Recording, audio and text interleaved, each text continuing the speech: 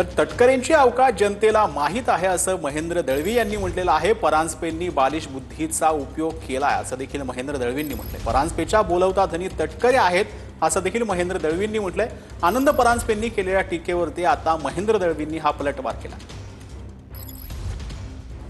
आपल्यासोबत आमदार महेंद्र दळवी आहेत। महेंद्रजी परांजपे यांनी टीका करताना सांगितलेलं आहे की छत्रपती शिवाजी महाराजांच्या पावनभूमीमध्ये मुघलांच्या वंशजांनी जी ती गरळ ओकलेली आहे। राजांची त्याची बालिश बुद्धी आहे, त्या बालिश बुद्धीचा उपयोग त्यांनी त्या पद्धतीने केला।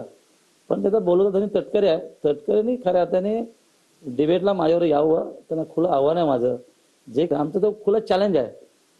तटकरेने आत्ताही राजीनामा द्यावा आणि जनतेत दरबारी जावं, निवडून आता आम्ही राजकारण संन्यास घेऊ, एवढं आमचं चॅलेंज आहे। आपण अवकातीत राहावं असा देखील अप्रत्यक्ष एक दम दिलेला आहे। आमच्या अवकात काय आहे हे उभ्या रायगडला महाराष्ट्राला माहित आहे आणि तटकरे चांगलं माहित आहे, कारण तटकरेने आतापर्यंत रायगडवासियांना फसवण्याचं काम केलं आणि त्याची अवकात काय आहे हे जनतेला माहित आहे। आणि अवकातीत यायचं असेल तर आमचा पूर्ण इतिहास त्यांनी तपासून बघावा।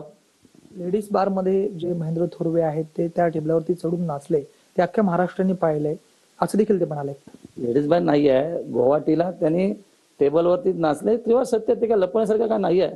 त्यांनी आनंद तो साजरा केला कदाचित, त्यात काय गैर असं मला वाटत नाही। प्रत्येकाला आनंद साजरा करायची वेगळी पद्धती असते, त्यांनी केला। तो काय डान्स बार नव्हता, डान्स बार संस्कृती परांजपेला माहित आहे, तर जिथून सुरू होते त्यांचा तिथे जन्म झालेला आहे, पण त्याने आम्हाला डान्स बारचं काय शिकवावं। आणि आम्ही महिलांचा आदर करणारे मावळे आहोत, त्याच्यामुळे आम्ही त्या परिभाषेत बोलणार नाही आहोत। पुढे योगेश सावंत, राज वैष्णव, पार्टी मराठी।